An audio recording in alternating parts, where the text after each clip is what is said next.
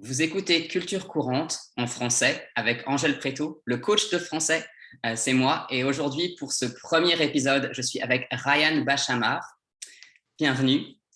Ryan, tu as beaucoup d'expérience de différentes cultures et différentes langues. Je crois que tu parles au moins 5 langues, tu vas pouvoir nous en dire plus.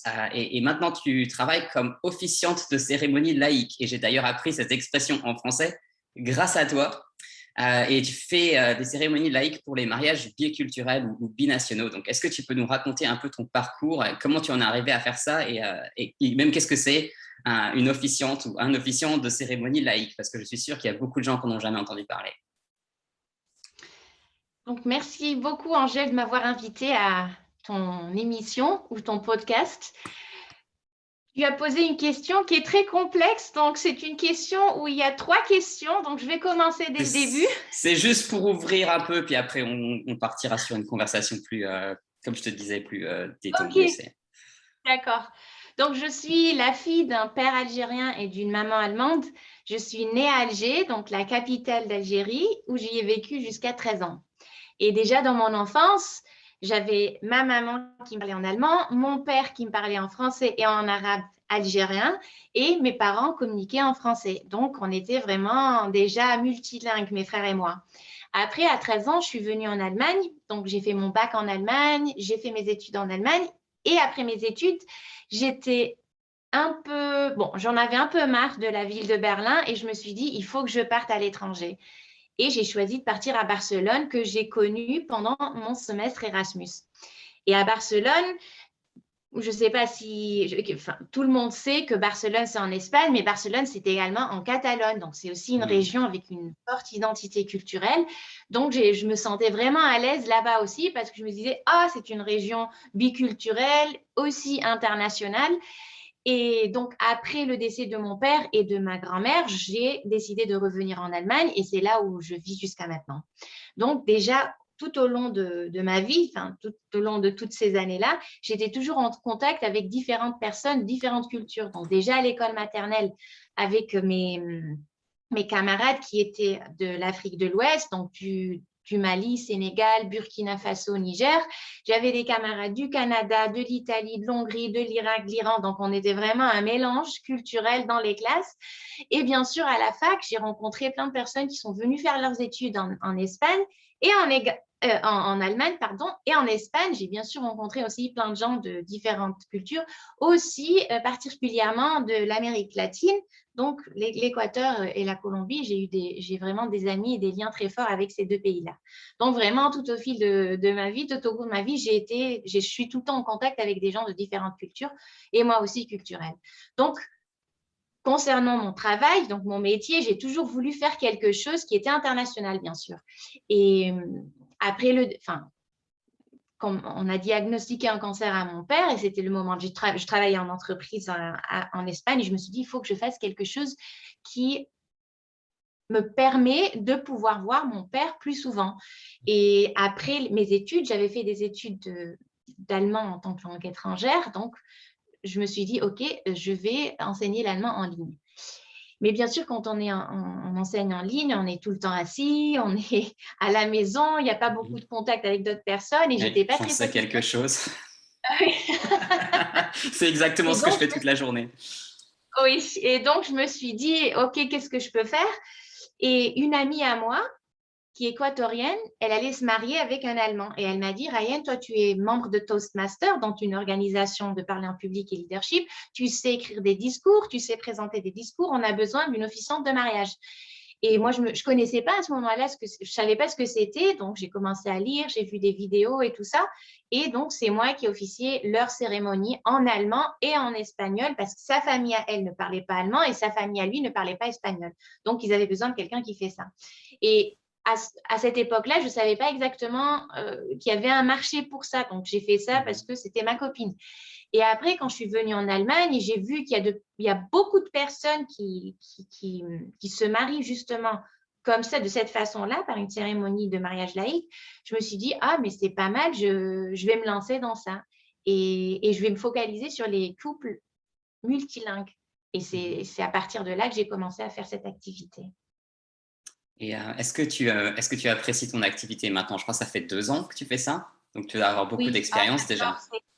oui, c'est magnifique, c'est tellement beau. Déjà, j'ai toujours aimé raconter des histoires. Quand j'étais petite, j'écrivais des petites histoires en incluant mes camarades, mes amis, toujours des histoires d'amour. J'adore les histoires d'amour.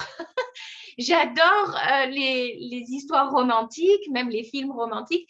Quand j'étais plus jeune, j'osais pas le dire, mais maintenant, je le dis et j'ai toujours aimé ça. Et donc, quand je fais les entretiens avec les couples de mariés, c'est toujours tellement beau et d'écouter des histoires tellement personnelles et de pouvoir créer une cérémonie basée justement sur tous ces entretiens. Donc, il y a des mariés il y a des entretiens que j'ai qu'avec les mariés, mais j'ai aussi des entretiens avec les parents, avec les témoins, avec des membres de famille. Donc, connaître leur perspective sur le couple ou sur le marié ou la mariée et après créer tout un texte en fonction de ça, c'est magnifique.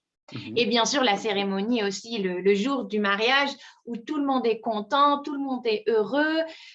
Et même si ce sont différentes cultures, ils aiment aussi parler en différentes langues. Donc, ils essayent de parler en français si c'est un mariage franco-allemand, ou ils essayent de dire 2-3 mots en allemand. Des fois, les couples, ils ont des petits dictionnaires, pas des petits dictionnaires, mais des petites feuilles où ils mettent certaines expressions en allemand, ils mettent la traduction ou en français ou en espagnol, parce que moi, je fais normalement, majoritairement, des mariages en français, en français, allemand, espagnol. Donc voilà, donc c'est très beau à voir. Moi, je suis pas là tout le mariage, je viens que pour la cérémonie, mais déjà là, c'est normalement le début du mariage, enfin le début de la fête de mariage. Donc, c'est très beau. Et bien sûr, de connaître tous les lieux de réception, c'est magnifique aussi de voir les châteaux, de voir les différents jardins, oui, voilà, les lieux de réception qui sont aussi très, très spéciaux. Ce serait quoi ton lieu de réception ou tes lieux de réception préférés pour les mariages? Je suis sûr qu'il y a des gens qui écoutent ça, qui ont envie de voyager en Allemagne, en France, et qui aimeraient savoir qu'est-ce qu'il y a comme joli château ou comme des lieux qui seraient à voir, même si on ne se marie pas. Ou si on se marie d'ailleurs. Peut-être qu'il y a des auditeurs qui veulent se marier. Il y a aussi, c'est non seulement des châteaux, donc le château, c'est quelque chose de classique, mais il y a aussi ce qui est très intéressant à Berlin, donc, ou même non seulement à Berlin, mais aussi dans des anciennes régions industrielles. Donc, ils ont transformé justement ces usines en lieu de réception ou alors où il y a des événements. Et c'est vraiment fait très Berlin. Transformer une usine en lieu de réception, c'est la chose la plus berlinoise dont j'ai jamais entendu parler. Wow. Et justement, à Brandenburg, donc dans la région autour de Berlin, il y a aussi un lieu de réception qui est géré par un Français, un couple français. C'est une ancienne gare. Et donc, la cérémonie peut se faire à l'intérieur de la gare ou à l'extérieur, donc là où il y avait le quai. Et il y a plusieurs wagons où on peut passer la nuit, donc où on peut dormir. Oui, donc les invités peuvent venir et donc passer leur nuit dans les wagons. Et j'ai vu les wagons, je suis rentrée dans les wagons, c'est hyper confortable, c'est très, très beau et c'est vraiment une gare. Enfin, c'est une ancienne gare. Et ça c'est génial. Donc, c'est comme un château où on peut dormir, mais en forme de gare. Voilà. C'est fou de penser. Qui pense quand il voit une vieille gare, se dit tiens, je vais pouvoir en faire un lieu de réception pour un mariage et ça sera exactement comme un château avec des suites, mais dans les wagons. C'est génial. Oui, c'est fantastique. Et il y a aussi, bien sûr, des serres. Donc, il y a des mariages qui se font aussi dans des serres. Et enfin, il y a vraiment, bien sûr qu'il y a les mariages au bord du lac ou alors des mariages dans la montagne. Donc, les mariages peuvent se faire partout. Il n'y a pas de limite. Voilà. Wow, c'est vraiment super intéressant. Tu sais que moi, j'ai une règle pour ce podcast, c'est que quand quelqu'un cite une autre personne, alors en général, la règle, c'est si le nom d'une personne est cité. Mais quand tu dis un couple de Français qui habite à Berlin, qui a une gare, je pense que c'est clair, c'est assez clair, on n'a pas besoin du nom. Et donc, ma règle, c'est que quand une personne est citée, je dois essayer ensuite d'interviewer cette personne pour le podcast. Donc, Ah, j'espère que tu d'accord. vas me donner le contact surtout que ce sont des Français, donc on va pouvoir faire une version française avec eux. Donc, je compte sur toi Oui, pour me donner leur contact et pour que je ok, puisse les avoir dans un épisode suivant. J'ai fait d'accord, il ça n'y a pas avec de les problème. épisodes anglophones et ça marche très, très bien. Mhm. Oui. Et du coup, comment ça se passe pour l'organisation du mariage? À quel moment, toi, tu interviens? Est-ce qu'il y a quelque chose de déjà formalisé au moment où tu arrives? Genre, est-ce qu'ils ont déjà choisi l'endroit ou comment ça se passe? Oui, oui. Normalement, le couple, donc quand il y a la demande en mariage, normalement, le couple, qu'est-ce qu'il fait? Il cherche d'abord le lieu de réception. Donc, ça, c'est Mhm. normalement la première chose qu'ils font. Parce que c'est aussi difficile. Des fois, il y a des lieux de réception qui sont tellement populaires, enfin, populaires, mais qui sont tellement beaux qu'il faut faire des réservations 1 an, 2 ans en avance, des fois 3 ans. Mhm. Donc, c'est un peu compliqué de trouver un bon lieu de réception aussi qui correspond aussi à tes besoins ou à ce que tu veux aussi, et aussi à ton budget. Et donc, c'est ce qu'ils font. Et après le lieu de réception, donc, il y a la robe de mariée, il y a les photographes, il y a les coiffeurs, les stylistes. Ça, c'est peut-être vers la fin. Et il y a aussi l'officiant de mariage s'ils veulent faire une cérémonie de mariage laïque. Ou le lieu de réception a une liste des différents, enfin, tous les lieux de réception ont une liste des prestataires de services. Mhm. Donc, souvent, le couple demande aussi, oui, est-ce que vous connaissez un bon photographe ou est-ce que vous connaissez un officiant de mariage? Pour les couples qui veulent les cérémonies en différentes langues, c'est peut-être un peu compliqué parce que les lieux de réception, peut-être qu'ils n'en ont pas. Et donc, on me cherche par Internet et on me trouve normalement, on trouve ma page web et les couples me contactent. Donc, on fait un premier entretien, on voit si ça fonctionne bien entre nous, s'ils ont les mêmes idées que moi ou alors s'ils se sentent à l'aise avec moi. Et en fonction de ça, et après, on commence à organiser. Donc, on signe un petit contrat. Mhm. Et après, je fais l'entretien ou alors on se rencontre par Zoom.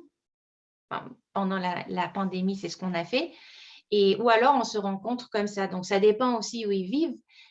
Mes couples, ils ne sont pas dans une ville. Donc, ils sont partout dans l'Allemagne. Mhm. Et par exemple, là, dans 2 semaines, j'ai un mariage au nord de la France. Donc, souvent aussi, ils sont loin. Donc, Mhm. l'année prochaine, j'aurai un mariage à Paris aussi. Donc, euh, là, c'est un peu plus compliqué de se voir. Mais par Internet, ça fonctionne parfaitement. Donc, c'est super. Et voilà, donc je fais l'entretien avec eux, peut-être avec les parents, les témoins, et j'écris le discours. Normalement, je l'envoie ou aux parents ou aux témoins pour le lire, pour vraiment être sûr qu'il n'y en a pas de tabou dans le discours.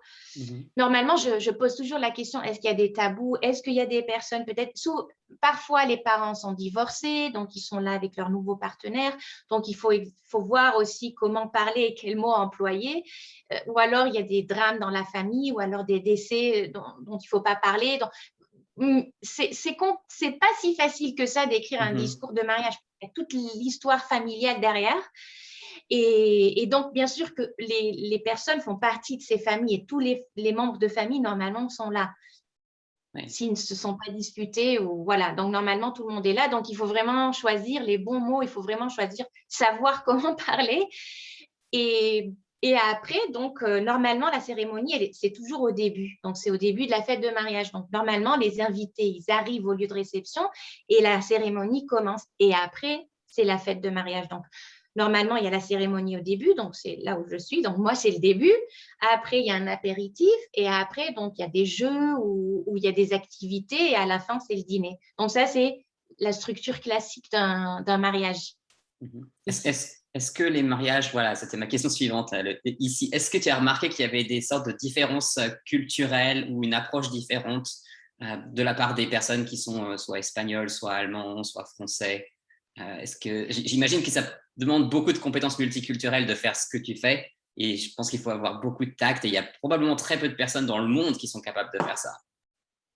Oui, en fait, pour la cérémonie, il y a bien sûr les 2 langues, donc Mhm. faut bien les dominer. Et moi, normalement, je laisse corriger toujours mes textes, donc j'efface les noms, donc c'est anonyme, anonyme. Mhm. Mais quand même au niveau enfin, dans toutes les langues, faut que la cérémonie ait un bon niveau de langue dans toutes les langues, donc en français, en espagnol, en anglais, dans toutes les langues. Et donc, il y a toujours des correcteurs qui m'aident pour ça. Tu as ton texte écrit, tu as le texte en entier écrit, donc toutes les choses que tu vas dire sont exactement scriptées pour le mariage, ou est-ce que parfois tu improvises? Non. Aucune improvisation. Des fois, j'improvise 2-3 phrases quand, par exemple, il y a une intervention du marié ou de la mariée qui dit quelque chose pendant mon discours. Donc, je réponds à ça.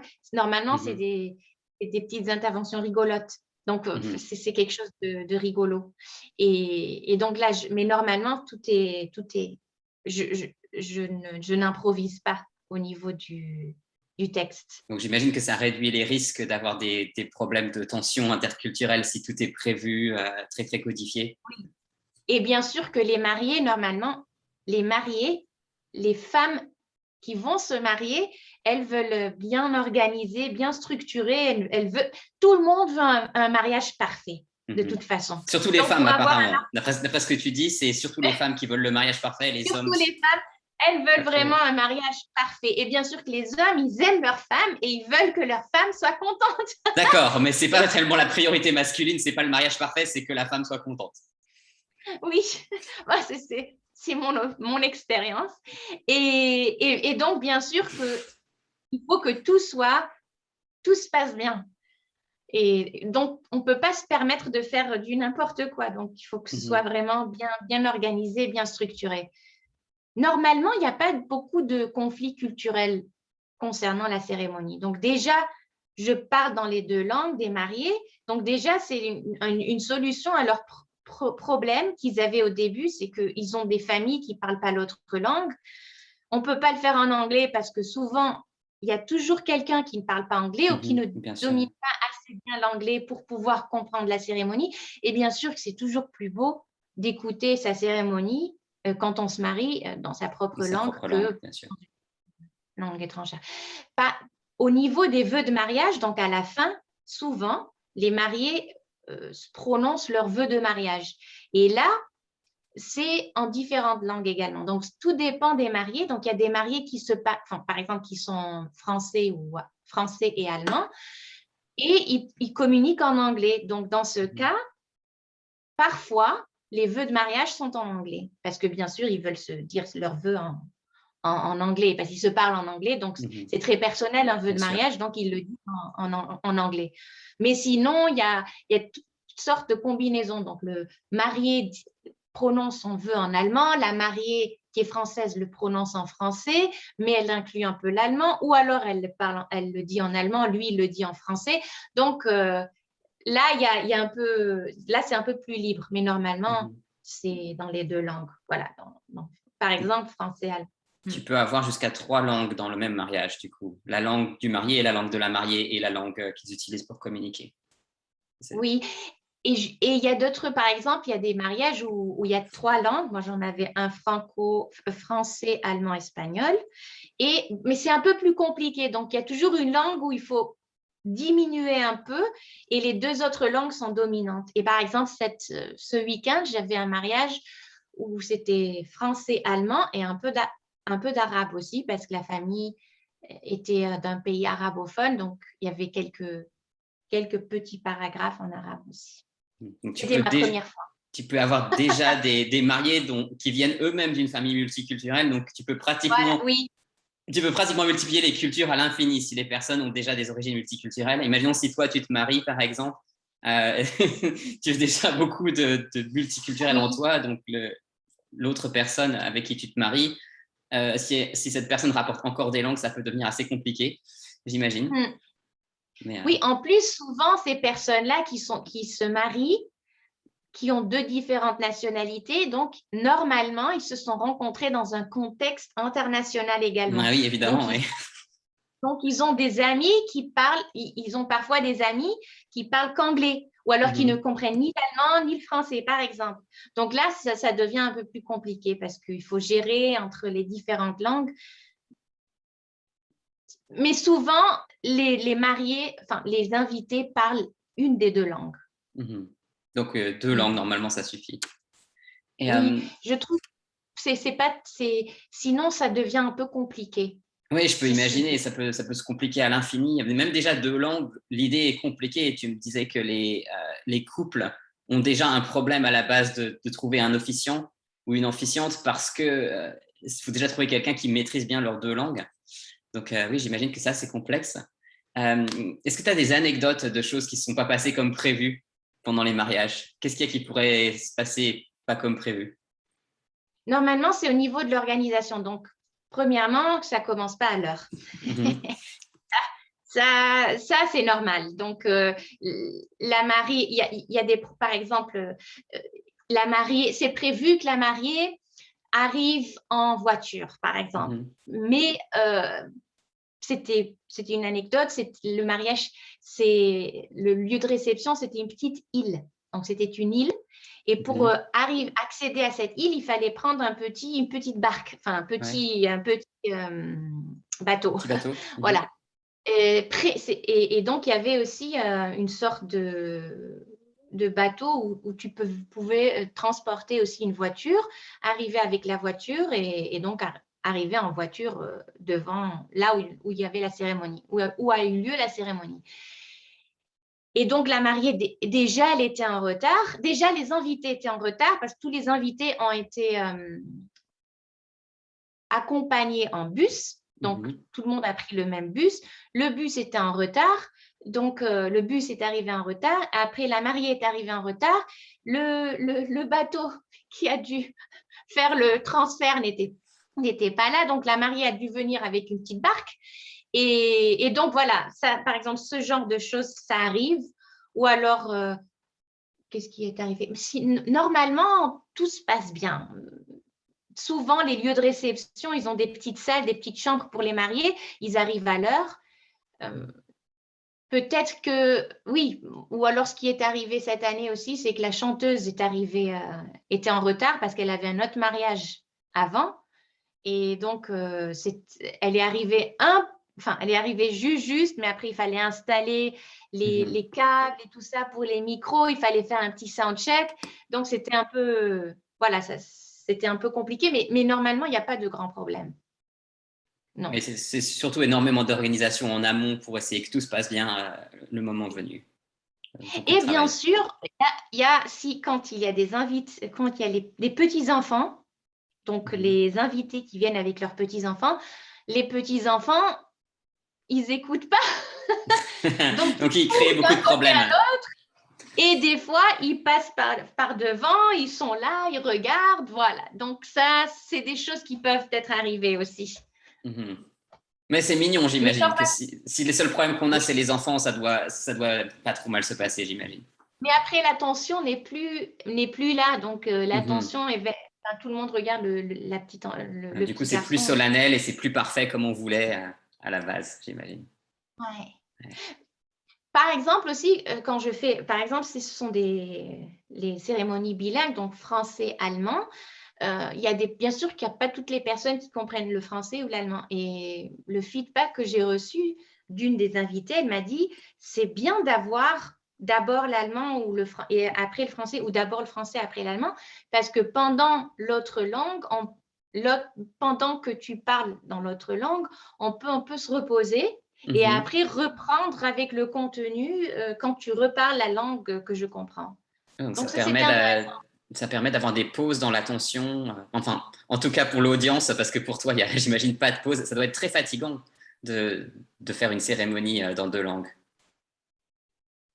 Pour toi. Donc, même si c'est une langue, Même si c'est une langue, c'est très fatigant. Il faut avoir toute son énergie justement pendant une demi-heure, 45 minutes, 1 heure, vraiment sur ce discours. Voilà, ou la présentation. Bien sûr qu'avant aussi, il faut penser à plusieurs choses. Donc aussi, il faut, quand j'arrive sur le lieu de réception, il faut faire un petit soundcheck avant. S'il y a des musiciens, il faut parler avec eux. Donc normalement, on s'appelle avant pour savoir où est-ce qu'ils vont chanter. Qu'est-ce qu'ils vont chanter, comment faire. Parce qu'avant de commencer la cérémonie, je fais quelques petites annonces. Donc, je demande normalement aux invités d'éteindre leur portable, Normalement, je leur demande de ne pas prendre trop de photos avec leur portable parce que c'est un peu moche aussi de voir tout le temps des portables partout. Et en plus, l'attention n'est plus là aussi sur la cérémonie.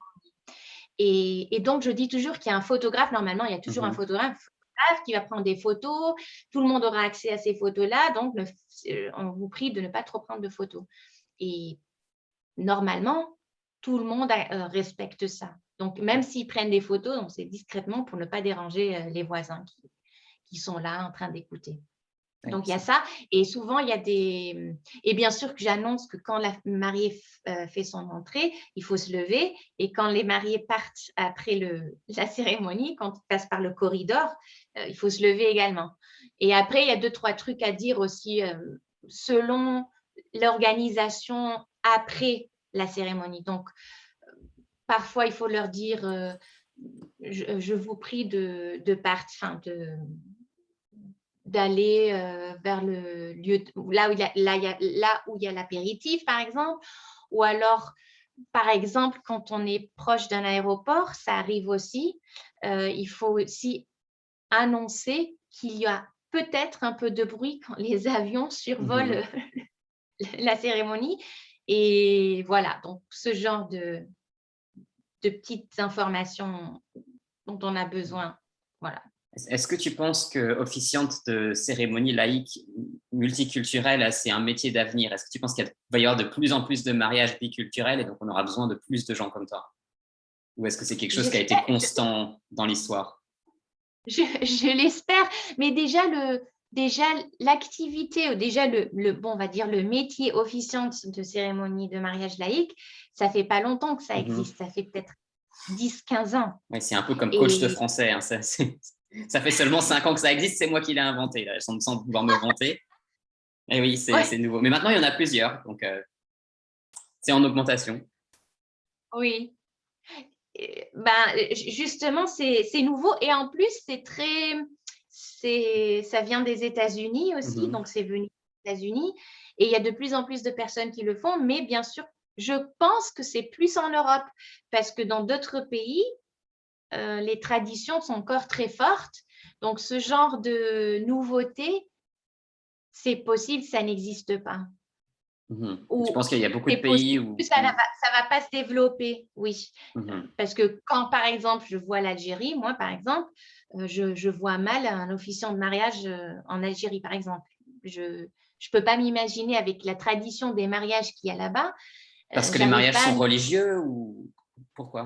Non, oui, non, les mariages, ils ont vraiment une certaine structure que tout le monde suit. Et donc, normalement, il y a les personnes qui parlent et qui ont un micro dans la main, c'est les musiciens. Sinon, donc il n'y a pas d'officiant de cérémonie là-bas. Non, ça n'existe pas. Et le mariage religieux se fait à part, c'est même pas le même jour du mariage. Enfin, souvent. Bon, ça dépend aussi des régions, ça dépend aussi des familles. Donc, mais je pense que quand une personne se marie avec une personne d'une autre culture, là, oui, là, peut-être que c'est possible qu'ils se disent, OK, qu'est-ce qu'on peut faire?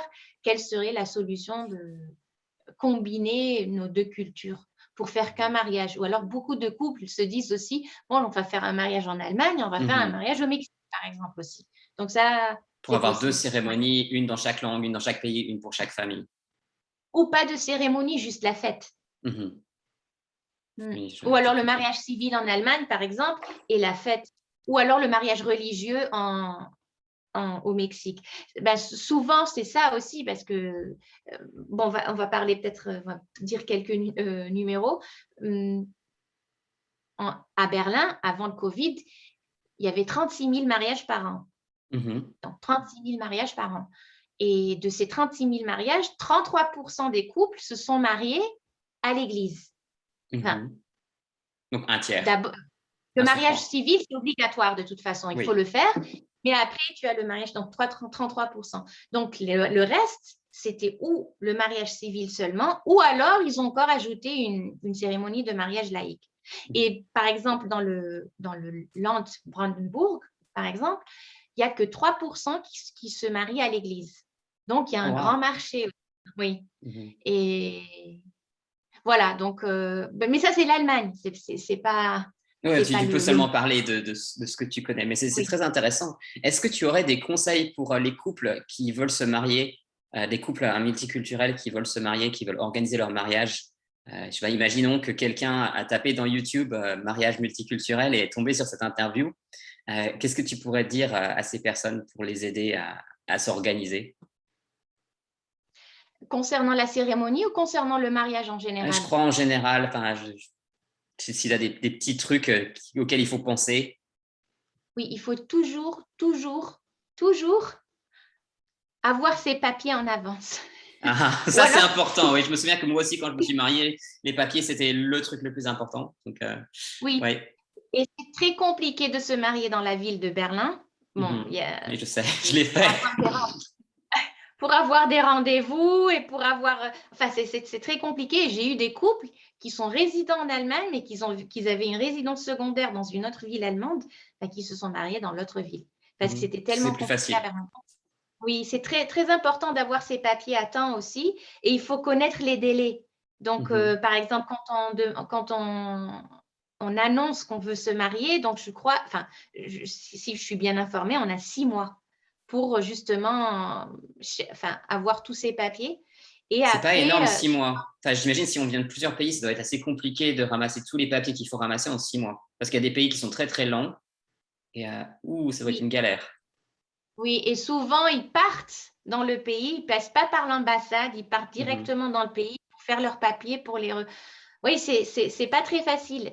Et normalement, j'ai pas, on ne devrait même pas le dire. Parfois, c'est facile, c'est plus facile de se marier dans un autre pays. Mhm. Dire comme ça. Je suis pas du tout étonné. En plus, il y a les problèmes pour faire reconnaître le mariage dans les pays d'origine. D'ailleurs, moi, pour les Français, j'ai jamais été marié parce que j'ai divorcé tellement Ah, rapidement que, que en fait, les papiers n'ont jamais été faits. Donc, en fait, autant que l'État français soit concerné, j'ai jamais été marié. D'ailleurs, l'État autrichien non plus. Il considère c'est des laïcs célibataires sur mes papiers. Et, comme j'étais marié seulement en Allemagne, bah, donc oui. oui. Parfois, c'est plus simple effectivement d'aller se marier dans un autre pays et Oui, comme ça, donc, le mariage est reconnu. oui. Donc, c'est justement, c'est ça le problème avec les mariages multiculturels. Enfin, ça, c'est un Mhm. gros problème pour les mariages multiculturels. C'est quand même Sauf, incroyable. C'est quand même incroyable de se dire que on travaille avec plusieurs cultures et plusieurs langues. On se dit que les cultures et les langues, c'est compliqué, mais en fin de compte, la chose la plus compliquée, c'est la paperasse. C'est oui, incroyable quand même. C'est la chose qui devrait être, qui devrait avoir des protocoles et qui devrait rouler, mais non, c'est la chose la plus dure. Comment c'est possible de oui. vivre dans un monde comme ça? Normalement, quand deux se rencontrent de différentes cultures et s'ils restent ensemble et s'ils décident de se marier, normalement, ils partagent les mêmes valeurs. Donc, Mhm. enfin, au niveau du couple, normalement, il n'y a pas trop de problèmes. Et même au niveau des familles, normalement, enfin, les couples que j'ai eus jusqu'à maintenant, il n'y a pas eu de problème entre les familles. Ben, les familles, ils ont toujours accepté l'autre, il n'y avait aucun problème au Mhm. niveau culturel. Maintenant, c'est possible qu'il y a des familles qui n'acceptent pas, mais peut-être que ces couples-là, ils ne feront pas un grand mariage, ou Ouais, alors ils c'est font tout le logique. mariage civil. Je ne sais pas exactement, mais jusqu'à maintenant, j'ai jamais eu un couple qui a dit oui, on a des problèmes. Mhm. Ça n'existait Oui, pas. c'est Donc, logique. tout le monde J'imagine est que content. ces Mm. couples-là ne t'appellent pas. Par exemple, ce serait un exemple avec moi, mon couple, quand je me suis marié. La cérémonie de mariage la plus petite à laquelle j'ai jamais été, c'était la mienne. Il y avait très peu d'invités. En plus, ça a été organisé très rapidement. Et ouais, les familles, ça se passait pas très bien. Donc, effectivement, j'imagine que dans une situation comme ça, enfin, j'ai pas besoin d'imaginer, hein, je l'ai fait. Dans une situation comme ça, où on ne cherche pas le groupe, le chanteur, les musiciens, l'officiante, le photographe. On dit non, c'est bon, on fait des papiers. C'est tout. Donc, ouais, ouais, c'est logique. Ouais. Est-ce que Oui. tu as... vas-y, je vais pas t'interrompre. Oui, justement, pour les prestataires de services, ça c'est très important aussi quand tu travailles dans le domaine des mariages. Normalement, euh, dans beaucoup de domaines, ça se passe comme ça, mais souvent, c'est par recommandation. Donc, par exemple, Mhm. le couple trouve un DJ. Le DJ dit ah, je connais une superbe officiante de mariage qui fait ça en plusieurs langues, donc je vous passe le contact. Ou alors les lieux de réception, comme je l'avais mentionné avant. Ou alors les coiffeurs, les photographes, surtout, sont Mhm. très importants parce que les photographes, ils ont bien sûr que c'est leur c'est leur métier, c'est leur job de faire des photos. Donc, sur Instagram, ils ont beaucoup de followers. Et donc, quand on est en contact avec eux, qu'on a déjà travaillé avec eux, normalement aussi, eux, quand ils t'aiment bien ou quand ils considèrent que c'est de la bonne qualité, donc normalement, eux aussi, ils te recommandent. Donc, et moi aussi, les couples me demandent, est-ce que tu connais une photographe? Est-ce que tu connais ça? Donc, et après, voilà, c'est très important aussi d'avoir un réseau de prestataires de services. Oui, Et des gens avec qui on travaille. Donc, il y a toute une industrie qui est en place avec les gens qui ont des connexions avec d'autres personnes et ça fonctionne comme ça. C'est comme des collègues de travail. C'est génial aussi. En plus, eux aussi, ils aiment les mariages. Ils sont passionnés par le mariage ou par l'amour. Donc, ça fonctionne très bien. C'est super. Et c'est un beau mot. Si une personne qui écoute cette interview est aussi passionnée par les mariages et par l'amour, elle se dit « Ah, ça a l'air trop bien d'être officiante de cérémonie laïque. Moi aussi, je veux faire ça. » Comment il pourrait commencer? Oui, il n'y a pas de… En fait, c'est vrai qu'il n'y a pas de cours. Enfin, c'est pas officiel, donc c'est pas un métier officiel où il n'y a pas d'études à faire pour être officiant de mariage, ou alors il n'y a pas de training, on va dire. Et normalement, par exemple, en Allemagne, il y a la chambre de commerce qui certifie certains cours ou certaines formations d'officiants de mariage. Donc, ça pourrait peut-être être un pas vers ça. Enfin, si quelqu'un veut être officiant de mariage. Par contre, j'imagine qu'ils ne sont pas multilingues, ces formations. C'est juste les officiants de mariage germanophones. Voilà. Normalement, oui, des formations professionnelles. Moi, mais moi, je me dis, parce que ça, c'est vraiment mon opinion personnelle. Moi, je parle en public depuis 2013. Donc, j'ai commencé avec Toastmaster. Je parle toutes les semaines devant le public. J'ai du feedback du public ou de l'auditoire. Donc, je sais maintenant, après 8 ans d'être membre à Toastmaster, je sais comment je suis en tant qu'oratrice. Et je me forme, c'est une formation continuelle et j'apprends toutes les semaines, j'apprends quelque chose de nouveau. Donc, moi, je me considère comme quelqu'un de préparé pour ce genre de travail ou ce genre de métier. Si quelqu'un commence et fait une formation professionnelle de, par exemple, 3 week-ends par mois, enfin, c'est une formation peut-être de 3 week-ends par mois ou 4 week-ends, peut-être même 5 mois, je ne sais pas si cette personne est aussi bien préparée que, par exemple, quelqu'un qui le fait chaque semaine. Oui, donc en fait, la chose la plus importante, de ce que j'entends que tu me dis, la chose la plus importante, c'est de savoir parler en public et même dans plusieurs langues. Donc, oui, et aussi savoir comment structurer des discours. Mais ça, par exemple, ça, c'est possible que tu l'apprennes pendant cette formation, oui, comment faire un discours. Mais oui, mais c'est aussi l'expérience qui compte. Donc, combien d'expérience à parler en public? Donc, aller chez Toastmaster. C'est ça, en fait, j'imagine, le conseil. C'est là où on s'est rencontrés. C'était quoi? Ça fait presque 3 ans, je crois, qu'on s'est rencontrés à Toastmaster à Berlin. Maintenant, je suis évidemment dans un club à Toastmaster à Vienne, parce que j'ai déménagé. Ouais. Et maintenant, tu es à Toastmaster à Munich, toi? Pas encore. Je suis encore membre de mon club Toastmaster espagnol à Berlin. Parce qu'en fait, presque tous les clubs Toastmaster jusqu'à maintenant, en Allemagne, à Munich, les réunions se font en ligne encore. Donc, j'ai eu l'occasion déjà d'aller à Toastmaster en français, donc un club Toastmaster francophone ici à Munich. Oh, wow! J'y étais… Oui. Impressionnant. On en a un à Vienne, mais il n'a pas beaucoup démarré encore. Il commence à peine à exister. Oui. En fait, bien sûr que chaque club Toastmaster a des difficultés en ce moment à cause de la pandémie.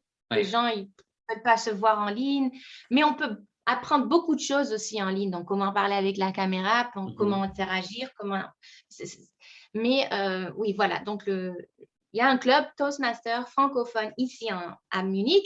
Et moi, je suis cofondatrice du club hispanophone à Berlin. Et donc, je suis encore membre de ce club. Et là, je veux être membre de ce club francophone ici et d'un autre club anglophone également à Munich. On verra. Et donc, tu parles maintenant allemand, français, arabe, espagnol, anglais, bien sûr. D'autres langues aussi? Oui, je voulais préciser, c'est l'arabe algérien et je ne le parle pas aussi bien que les autres langues. Par exemple, l'allemand, le français, l'espagnol ou l'anglais. Donc, les langues fortes sont normalement l'allemand, le français et l'espagnol. L'anglais, c'est un peu moins. Et l'arabe algérien, c'est pas aussi bien. Voilà, on va dire ça. Donc ça fait 5 langues, ça fait quand même de toi une polyglotte. Enfin, il y a des gens qui disent que c'est à partir de 4, il y en a d'autres qui disent que c'est à partir de 6, mais bon, on va dire que 5, ça compte. Moi aussi, je parle un certain nombre de langues, français, anglais, allemand, enfin plus ou moins, et espéranto et l'espagnol et le portugais que je n'ai pas parlé très souvent. Enfin, je l'ai parlé beaucoup, mais je ne l'ai pas parlé récemment.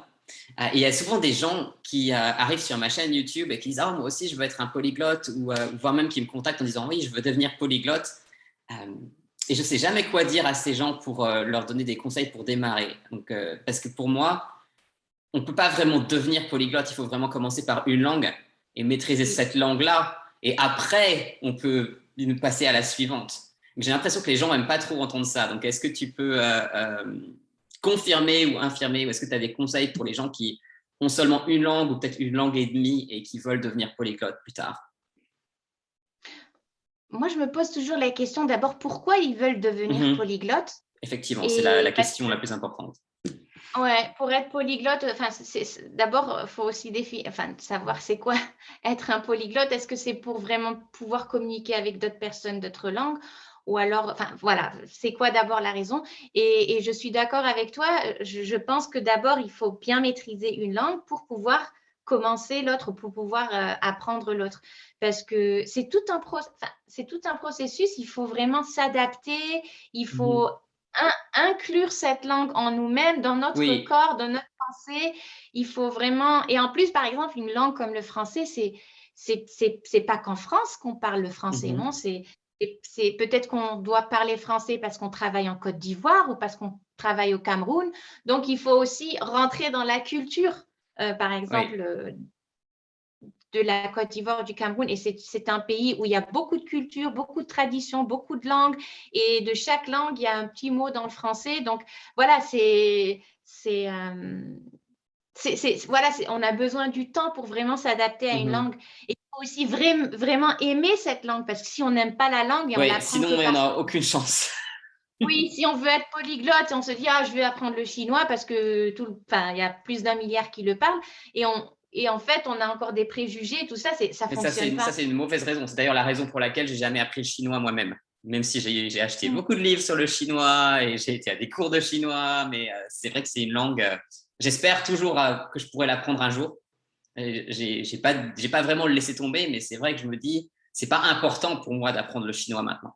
J'ai même une élève chinoise maintenant dans mon programme et elle parle anglais, bien sûr, parce que tout mon programme est pour les anglophones, donc tous les gens qui sont dans le programme parlent anglais, même si c'est pas leur langue maternelle.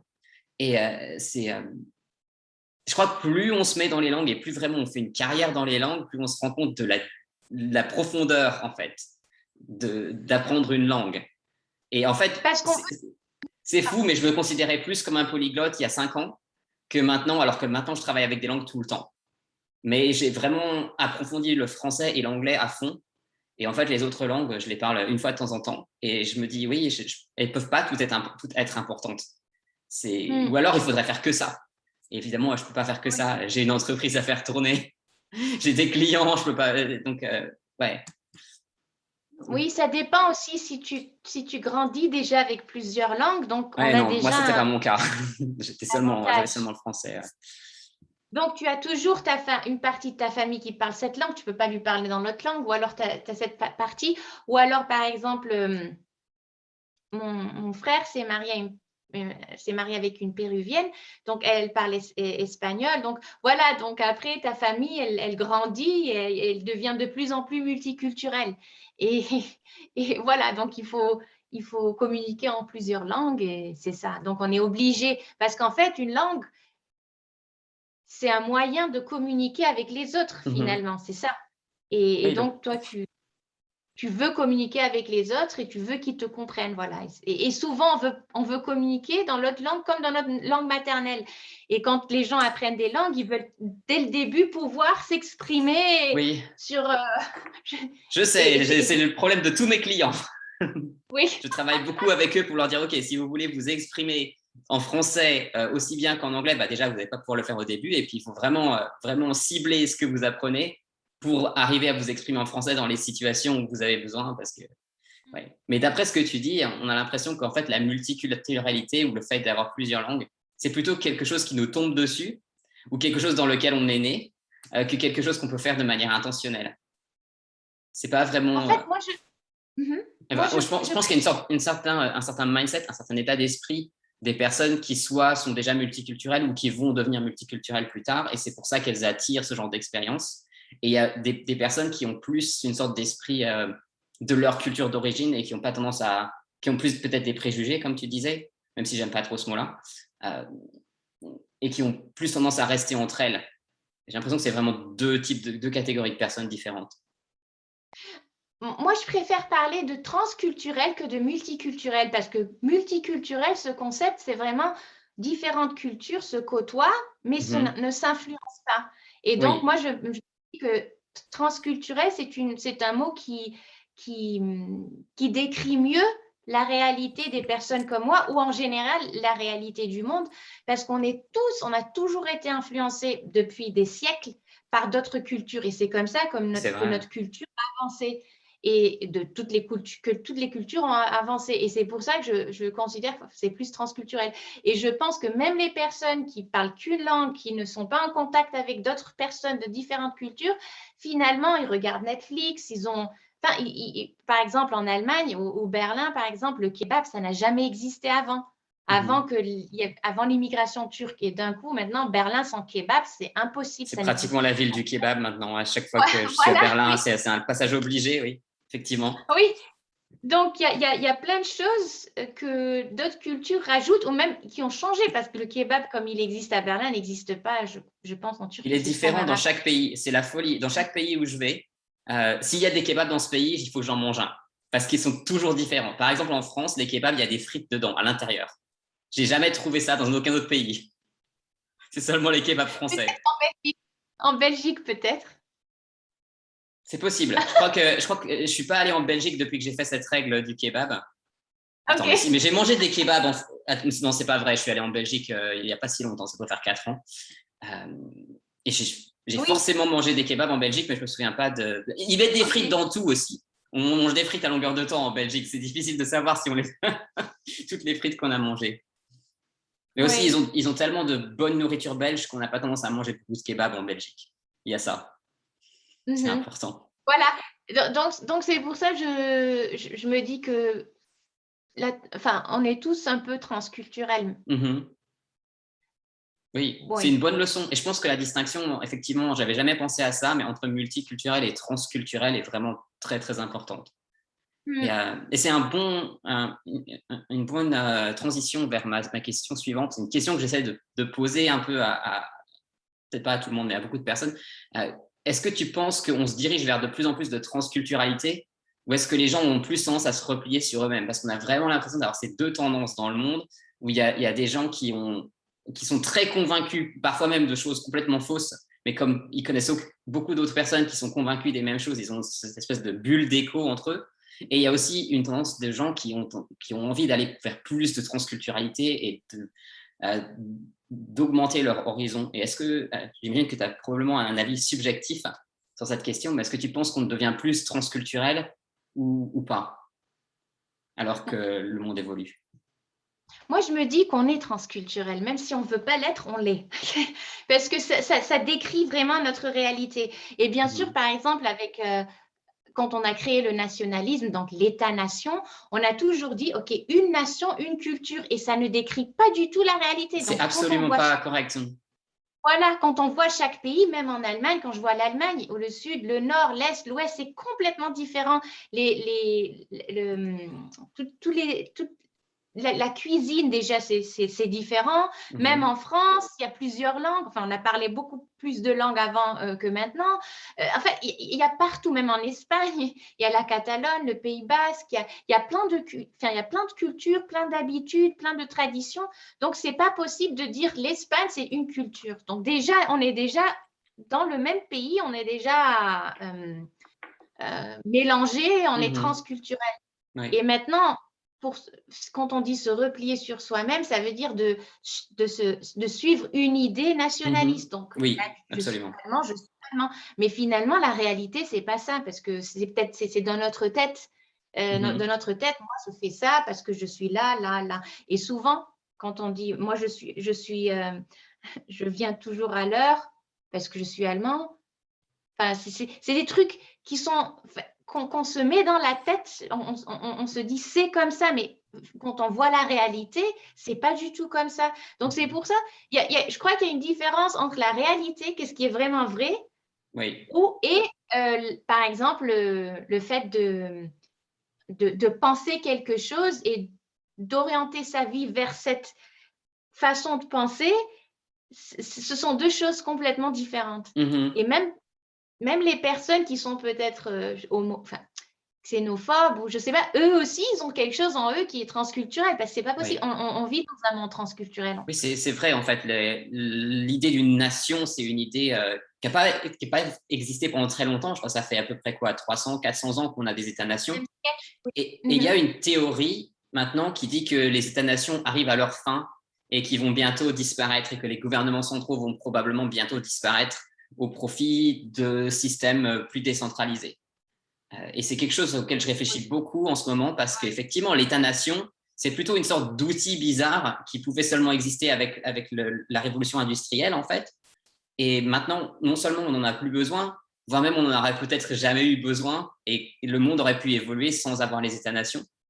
Et c'est pas forcément utile même d'avoir des États-nations, ça dépend. J'ai l'impression que ça cause plus de mauvaises choses que de bonnes choses. Enfin, quand ils se mettent à faire la guerre entre eux, c'est pas une bonne chose. Est-ce que tu crois que effectivement les États-nations arrivent à leur fin et qu'ils vont disparaître, ou est-ce que tu penses que c'est quelque chose qu'on va connaître jusqu'à notre mort et même nos enfants vont connaître? Moi, je ne sais pas exactement. Je préfère ne pas répondre à ça parce que je ne suis pas très bien informée, je ne connais pas très bien. Mais je pense que, par exemple, on a vu la Yougoslavie, elle a disparu, ça n'existe plus maintenant. Oui. Ou alors Au profit de plusieurs autres États-nations. Voilà, oui, exact. Mais beaucoup plus Le... petits, donc beaucoup moins centraux. Et c'est pareil pour Oui, l'URSS d'ailleurs. exact, oui. Ou alors le Soudan, c'est maintenant le Soudan du Sud. Ouais. Enfin, je crois qu'il y aura toujours des changements, mais je ne sais pas exactement. Parce que c'est aussi une façon, enfin, c'est un système aussi, les États-nations. Donc, je ne sais pas exactement. Moi, je ne sais pas. Je ne pourrais pas dire ce que je C'est pas pense. grave, on n'est pas obligé d'avoir une idée. C'est vraiment une question que je me pose. Parce que la théorie est très forte. Je crois qu'elle est développée dans un livre qui s'appelle The Sovereign Individual. Voilà, maintenant je vais être obligé d'inviter les auteurs dans la version anglophone du podcast. Mais j'aimerais beaucoup leur parler. Leurs idées sont passionnantes. Et donc cette idée que les États-nations, effectivement, dans ce livre-là, ils disent qu'il y a toujours une phase de 500 ans de l'histoire humaine et qu'on peut découper l'histoire en 500 ans à chaque fois. Et que les 500 dernières années, ou peut-être 400 et puis une centaine d'années qui restent, ça c'est les États-nations, qui étaient le sujet principal. Les États-nations et les systèmes centraux d'économie, qu'ils soient capitalistes ou communistes, c'était l'apanage de ces 500 ans. Et donc, ils expliquaient que probablement, ça allait disparaître. Mais c'est un sujet, je pense qu'il y a beaucoup... La plupart des gens n'ont jamais pensé à ça. C'était très intéressant. Donc, c'est pour ça que je voulais te demander si tu avais un avis sur ça. Mais, ouais. Donc, et on est tous transculturels. Je pense que c'est un bon message qu'on peut effectivement laisser. Peut-être je vais mettre ça même sur la miniature de la vidéo. Nous sommes tous transculturels avec Ryan Bachamar. Ça fait un bon sujet. Et, oui. Si quelqu'un te cherche, si quelqu'un cherche un officiant de cérémonie laïque bilingue ou multilingue, où est-ce qu'il peut te trouver? Donc, moi, j'ai ma page web. C'est en allemand. Je sais pas, je le dis ou alors tu peux le dire et puis je vais le noter, je le mettrai dans les notes en dessous de la vidéo. Donc, c'est 3 fois W, ouais. meine Traurednerin. Meine Traurednerin. Ça va, j'arrive encore à écrire l'allemand quand on me le dit. Donc traduit, c'est mon officiant de mariage, ouais. point .de. Point .de, ok. Ouais. Il faut que je vérifie moi-même. Point .com. Je vais chercher, t'inquiète pas, je le trouverai. Et tu es aussi sur Instagram? Oui, je suis sur Instagram et mon nom, c'est Ryan Traurednerin. Ou alors, quand on tape sur Google Ryan Bachamar et on met officiante de mariage, donc on me trouve aussi donc avec les keywords. Mariage, très bien. Donc, je vais mettre ça dans les notes du podcast, comme ça les gens pourront te retrouver. Et puis, oui, écoute, j'ai plus de questions. Et puis, ça fait déjà presque 1 heure. Donc, merci beaucoup d'avoir participé, Ryan. C'était vraiment un plaisir d'avoir cette conversation avec toi. Et c'était merci de très m'avoir agréable. invité, Angèle. C'était très agréable de te parler. Pardon? C'est toujours un plaisir de parler de mariage, de transculturalité et de différentes cultures. Oui, et puis tu m'avais invité à parler sur ton blog. Je crois que ça va bien faire 2 ans et demi. Donc, Ouais. donc voilà, on peut continuer tous les 2 ans et demi à se mettre à jour sur ce qu'on a fait. Donc en tout cas, voilà, merci beaucoup à toi d'avoir été ici et merci à vous d'avoir écouté ce podcast. C'était la fin de l'épisode numéro 1 et je vous reverrai dans le prochain épisode.